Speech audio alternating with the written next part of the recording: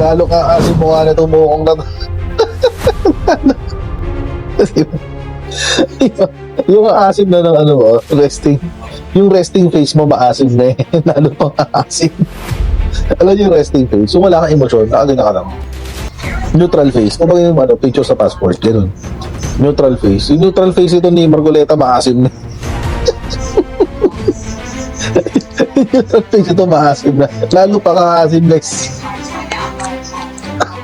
Ayan. Kanya mukha na yan.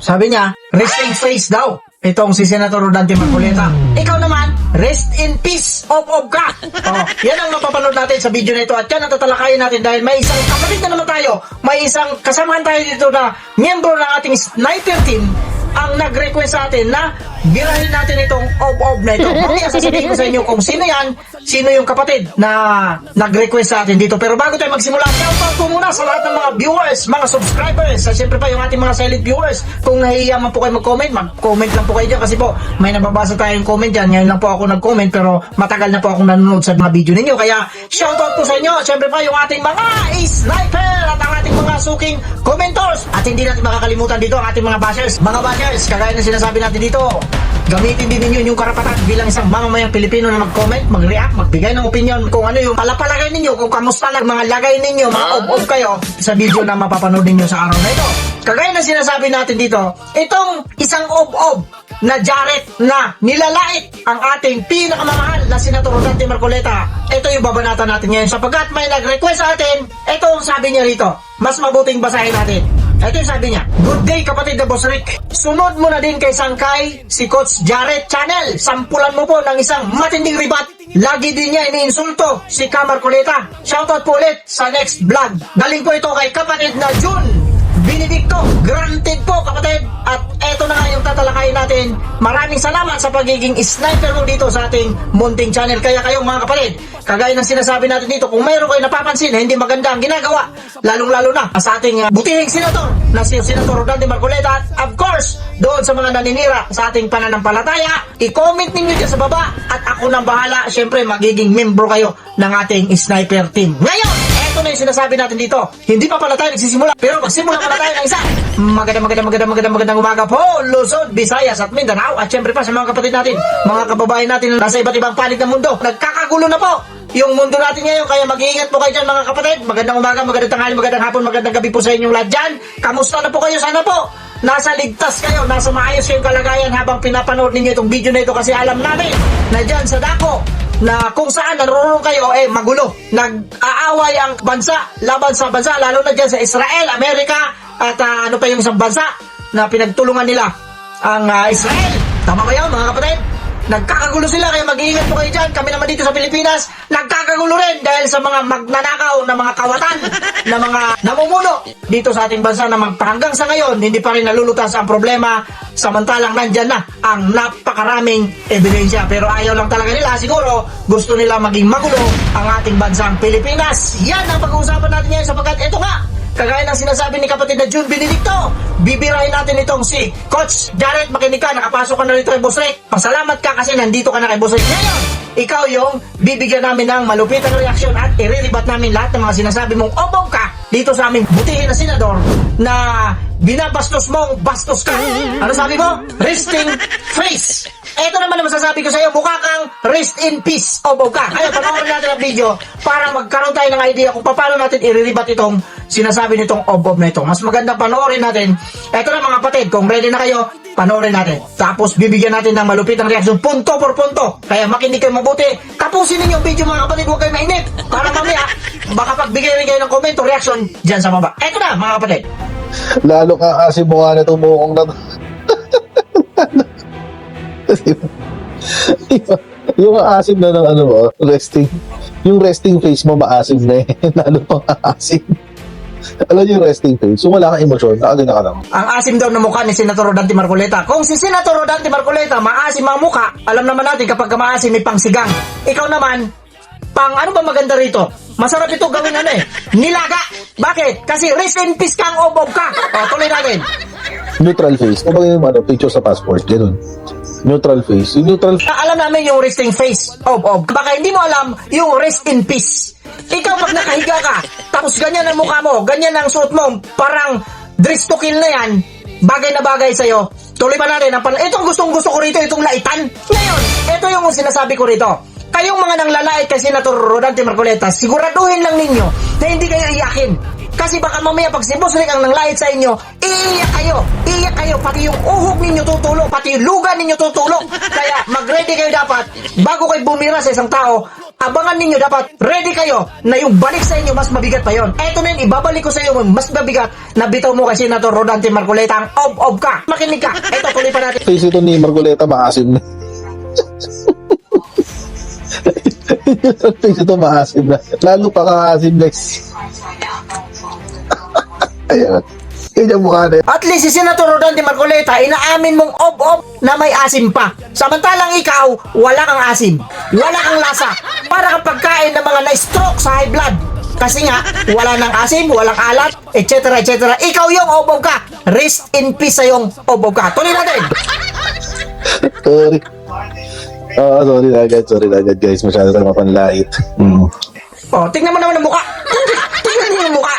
Ito ba yung mukha na nanglalait sa ating buting senador? Tingnan niyo yung mukha. May kamukha ito Hindi ko lang maalala kung basta ito yung mukha nito. Naalala ninyo yung isang ob-ob na bugago na panay ang mura dito sa social media noon na maka Duterte, ngayon bumaliktad nung itong bangag na ang naging presidente natin. Naalala ninyo? Alam nyo na ang ibig ko sabihin. Yung nagsasalita rin ng ob-ob. Yun. Yan ang mukha. Magkamukha sila. Ito, tuloy pa natin. Sorry na agad guys. Masyado tayo mapanlait. Nagsorry ang ob-ob kasi nga sobra na kanyang palalait. Ako hindi ako magsusorry nitong ob-ob ka. Nilait mo si Senator Rodante Marcoleta. Hindi ko alam kung kay Senator Rodante Marcoleta ka nagsusorry. Parang sa tingin ko nagsusorry ka dyan sa mga ob-ob ng mga subscribers mo. Kaya ako rin dito magsusorry din ako sa mga subscribers ko na hindi ob-ob. Pasensya na po kayo mga kapatid, mga kababayan at mga boss kung nasabihan natin itong rest in peace, itong ob-ob na ito sapagkat nakita nyo naman, nilait niya yung ating butihing senador. Etong senador na ito ay gumagawa lang ng kanyang kaukulan, gumagawa ng kanyang tungkulin pero hindi natin alam kung bakit nagkakaganito itong mga ob-ob na ito. Ikaw Jared, makinig ka. Ha? Ob-ob ka, baka mamaya iyak ka. Sinasabi ko sa iyo, kung laitan na rin lang ang gusto mo, kahit magdamagan tayo maglaitan, hinahamon kita ng isang araw na laitan, ob-ob ka. O gusto mo isang araw at kalahati, maglaitan tayo. Ha? Pinagpapawisan ako rito. Ang ganda-ganda ng studio ko rito, tapos gaganunin mo lang ako. Kamukha talaga. Ay, naalala ko na! Si Ganon! Yun, eto, Ganon! Si Ganon! Ganon na ganon ang mukha nito, ob-ob na ito. Pero ituloy natin kung ano yung pinagsasabi nitong ob-ob na ito. Meron to kasing balita. Two groups have called on the BIR to investigate Dante Marcoleta for possible tax code violations following his own admission that he did not declare campaign contributions he received. Yan ang kanyang pinagpuputok ng butsi nila. Yung kay Senator Rodante Marcoleta, yung kaso niya raw sa BIR. Kung maalala ninyo mga kapatid, si Senator Rodante Marcoleta po ay kinasuhan sapagkat hindi niya po diniklara yung kanyang contribution sa kanyang salin. At syempre, ginagawa niya na paraan ito para maging maayos, pero talagang binibigyan ng masamang kahulugan itong mga ob-ob na ito para lang mayroon silang makita. May masipat lang sila na pagkakamali ni Senator Rodante Marcoleta. Ngayon, alamin natin kung magkano ba yung pinag-uusapan natin dito. Ituloy mong ob-ob ka. So kayo ba? Konting background. Pag-usapan natin ano ba nangyari dito. Balikan natin yung kwento. Kasi hindi ba si Rodante Marcoleta? Balikan daw natin yung kwento. Halatang chismoso itong ob-ob na rest in peace na ito. Yan ang sinasabi ko sa inyo Pag nakarating kayo rito sa channel ni Boss Rick, kung manglait kayo sa amin, lalaitin ko rin kayo simula ng aking video hanggang sa matapos, hanggang thanks for watching na tayo rito, nilalait ko pa rin kayo mga ob-ob kayo. Kaya huwag kayong iyakin dapat mga ob-ob kayo. Tuloy natin. Senador. Diba? Pero nanalo siyang senador, mga babayan. Ang yabang-yabang niya. Ang yabang-yabang niya. Nayayabangan siya nung nanalo raw senador si Senator Rodante Marcoleta. Ano naman paki mo? Bakit hindi ka tumakbo, boy? Baka pag tumakbo ka versus Boss Rick, ilagay natin sa pinakamababang antas, Barangay Kagawan. Siguro ilalampasok kitang ob-ob ka. Rest in peace sa'yo. Ito, kulit pa natin. Oo.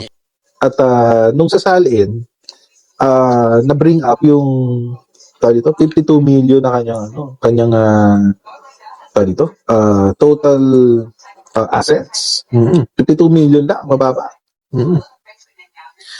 At ang problema mga kababayan, nung may mga nakakita nung kanyang salin na nagkakahalaga ng 52 million, 52 million daw yung salin na nailagay ni Senator Rodante Marcoleta at nalilitan itong mga obob na ito. Nalilitan sila, bakit 52 million lang? 52 million lang. Bubulol ako, pwede lang magsalita ng magmura rito. Kanina pa kitang minurang inayupa ka eh. 52 million yung pinagpuputok ng butsi nitong mga ito. Ayaw nilang maniwala na 52 million lang yung nagastos ni Senator Rodante Marcoleta kasi nga nanalo ito sa eleksyon. Gusto nila lumaki pa ng lumaki. Tuloy pa natin itong obob na ito. nabatikos itong si Marcoleta. Nabatikos siya. Kasi ang kanyang campaign expenses ay nasa 110 million. Di ba? 110 million ang gusto nila. At pinag-uusapan natin dito, 110 million. Ngayon, itong obob na ito, gigil na sila ng 110 million na naging gastos ni Senator Marcoleta sa kanyang campaign period. Mamaya, aalamin natin at iriribat natin itong mga ito kung bakit sila galit na galit dito sa 110 million. Ito, tuloy natin. So, kung tutuusin, his assets sa kanya salin should be more or less mga 160 plus million. O, tingnan ninyo, nagmamagaling pa ito. Dapat yung nagastos niya, more than 100, mga 160 or 116 kung hindi ako nagkakamali, nabibingi ako sa obob ka eh. Gusto nila mas malaki pa. Ngayon, mahaba ang video na itong obob na ito pero hindi natin itutuloy kasi napakahaba. Paulit-ulit yung sinasabi nito. Laitan ang gusto mo rito kaya ibibigay ko sa iyo laitan. Ngayon pag-uusapan natin, regardless, sabihin na natin 120 million para lang sumaya kayong mga obob kayo. 120 million na lang ilagay ko rito. Walang kinalaman si Senator Rodante Marcoleta rito ha. Sa sinasabi ko, opinion ko lang ito. Halimbawa na lang ipagpalagay natin 120 million yung kanyang nagastos. Ano naman sa yung obob ka? Ha? Yung 120 million kung sasabihin natin dito, donasyon yun sa kanya. Yung ba ninakaw niya o kusang loob na binigay sa kanya? Ituloy na lang natin para malaman natin na sa kanya rin bibig mismo manggaling kung ano nga ba, saan galing yung pera na naging campaign money ni Senator Rodante Marcoleta. Bob, pasok! Ang problema, itong si Rodante Marcoleta, nung nabash, agad-agad na sumagot. Oo. Agad-agad na sumagot mga kababayan. Agad-agad na sumagot. Natural sasagot talaga yan kasi hindi totoo yung mga sinasabi ng mga obob kayo. At napansin ninyo mga kapatid, mga kababayan at mga boss, kung saan niya kinuha itong chismis na pinalalabas na ngayon. Ito makikita niyo dyan sa screen. Ano? Agad-agad na sumagot. Ang kanyang sinabi ay hindi raw niya dineclare na siya ay may contributors dahil gusto rin niya protektahan yung identity. Yun yung niya, yun yung palusot niya. Oo. At dahil doon, mga kababayan, sa kanyang admission na yun, or pag-amin na yun, nagkaroon siya ng issue. Nagkaroon siya ng problema sa COMELEC. At yung kanyang issue sa COMELEC, mga kababayan, ay nagkaroon daw siya ng issue, nagkaroon siya ng problema sa COMELEC. Hindi ko alam kung ano sasabihin ko rito, kung anga-anga ba ito, talagang nag-aanga-angahan lang itong obob na ito eh. Bakit napunta sa COMELEC? Siyempre, sino ba yung nakaupo dyan sa COMELEC na yan? Hindi ba si George Garcia? Kanino bang tao yan si George Garcia? Di ba? Ang daming kaso rin yan. Kinasuhan rin yan ni Atty. Respicio. Itong si Garcia na ito. Sapagkat marami siyang ginawang hindi maganda sa nakaraang eleksyon. Sige lang, ituloy lang natin. Doon sa perjury or pagsisinungaling sa SOSE.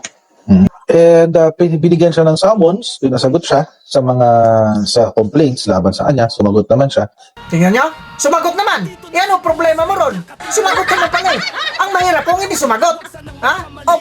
Tuloy mo. According po sa kanyang unang sagot, sabi ni Mama Net, yung mukha ni si Mangot, palagi ko hindi tulog.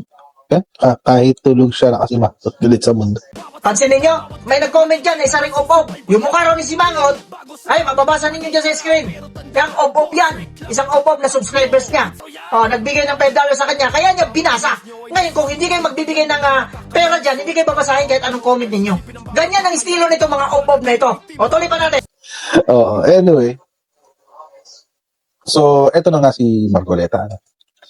Nag-file na siya ng kanyang ng kanyang affidavit. At sa kanyang affidavit, mga babayan, ito ang sinabi niya. Ito ang sinabi niya. Marcoleta. Napansin ninyo kung saan siya nakakuha ng source. Ayun, kita-kita via CBN at saka Manila Bulletin. Yan yung mga source niya kasi alam naman nila na yung mga yan galit na galit kay Senator Rodante Marcoleta. Alam natin mga kababayan, mga kapatid, at mga boss, na itong mga source niya, galit na galit sa Senator Rodante Marcoleta. Kaya dyan, lumalabas yung kanyang mga kung ano-ano pa mga kaso. O ituloy natin. Defense, campaign contributions were given before he was a candidate. Ayun. Ibinigay ito sa kanya yung campaign contributions na yan nung panahon ay hindi pa siya kandidato. Oh, pansinin ninyo, ibinigay sa kanya yung pera na yan nung hindi pa siya kandidato. Ito yung tanong ko dito mga kapatid. Ito, ikaw, Jared, makinig ka. Tanong ko sa'yo, si Senator Marcoleta, binigyan or nangnakaw? Hindi mo masagot kasi obob ka. Iba yung binigyan, iba yung nagnakaw. Kung nangnakaw si Senator Rodante Marcoleta, yan ang dapat mong ipagputok ng butsi mo, pati sana mukha mo sumabog na sa galit. Pero hindi, binigyan, ibig sabihin kusang loob na may nagbigay sa kanya para gamitin niya sa kanyang kandidatura. Hindi siya nagnakaw, maliwanag sa bunganga mo na rin galing na hindi siya nagnakaw. Pero itong masasabi natin dito, ito yung kakaiba. Samantalang, yung mga magnanakaw na hindi lang milyon, hundreds of million, billion pa, at umabot pa sa trilyon, bakit tahimik kayong mga obob kayo? Samantalang ito si Senator Rodante Marcoleta, 110 million ang pinagpuputok ng butsi mo na contributed ng kanyang supporter. Ibig sabihin hindi niya nilakaw. Pero galit na galit kayong mga obob. Ang sarap ninyo. Talaga naman, nakaka-high blood kayo. Sa totoo lang, na-high blood ako sa... Talaga naman, naka-high blood ako sa pagmumukha mong ob-ob ka. Nilalait mo si Senator Rodante Marcoleta, ito yung sinasabi ko sa'yo, dapat tindigan mo yung panlalait mong ob-ob ka. Kasi kung laitan na rin lang gusto mo, kahit isang araw magdamag tayo, 24 oras tayo maglaitan, papayag si Boss Rex sa ganyan. Yan gusto ko, laitan. Sana hindi umurong yung bayag mong hinayupak ka. Pasensya na po kayo mga kapatid, mga kababayan, mga boss. Ganyan talaga tayo dito makipag-usap sa mga taong ganito. Nanggigigil ako eh. Pag ito dumapo sa pagmumukha mo, hindi ko lang alam. Pag ito naging kadibate ko at magkamali lang ito nang sasabihin, baka nakatulog ka ng 5 minuto dyan sa upuan. Yan ang sinasabi ko sa inyo, mga ob-ob kayo. Karapatan ninyong malait, yes, karapatan ninyong malait, pero karapatan ko rin ipagtanggol yung nilalait ninyong mga ob-ob kayo. Magsama-sama kayo mga ob-ob kayo pag uumpugin kayo. Mga kapatid, mga kababayan at mga boss, mahaba pa yung kanyang video pero pinutol lang natin sapagkat hindi na maganda yung sinasabi nito at paulit-ulit lang naman. Gigil na gigil sila. Ito, for the record, gigil na gigil sila kay Senator Rodante Marcoleta sa 110 million na contribution sa kanya, kinontribute sa kanya. Ibig sabihin, binigay sa kanya donasyon. Pero, nanggagalait itong op-op na ito doon sa 110 million. Samantalang, doon sa mga magnanakaw na politiko na ninakaw yung mga pera ng kaban ng bayan, hindi lang 110 million, times 1,000 nyo pa yan. Billion kasi. Umabot pa nga sa trillion, di ba? Kaya nga may trillion mark sila mga upaw. Di ba? Pero anong ginawa nito mga ito? Nagbubulag-bulagan, nagbibiging-bingihan. Ang sarap bulagin itong... Hindi tayo magtataka rito. Dahil sa ganun, nabubulag sila. Ito yung dahilan kung bakit nagkakabulag itong mga ito. Nakakabulag kasi yung pera sa totoo lang. Lalo na sa mga ganitong klase ng tao, mga bulag kayo sa katotohanan. Ano kaya mangyayari sa mga ito kapag ka nagkatotoo, natuloy, ipagkaloob ng ating Panginoong Diyos na si Vice President Sara ang maging presidente ng Pilipinas at si Senator Rodante Marcoleta ang magiging Vice Presidente ng Pilipinas? Ano kaya? Saan kayo pupulutin itong mga ito? Sigurado ako sa kangkungan. Or else, babaliktad din itong mga ito. Kasi mga mukhang baliktad ito. Mga walang paninindigan, wala kayong mga balls, wala kayong mga bayag, mga obob kayo. With that, mga kapatid, mga kababayan, mga boss, pasensya na po sa mga sinasabi natin dito. At maraming salamat sa iyo, kapatid na Jude Benedicto at sa ating mga sniper. Kagaya na sinasabi natin dito, mag-iingat po tayo lahat. Pero lang sa mga taong Jared, nakibusol ka na. Magbugris ka.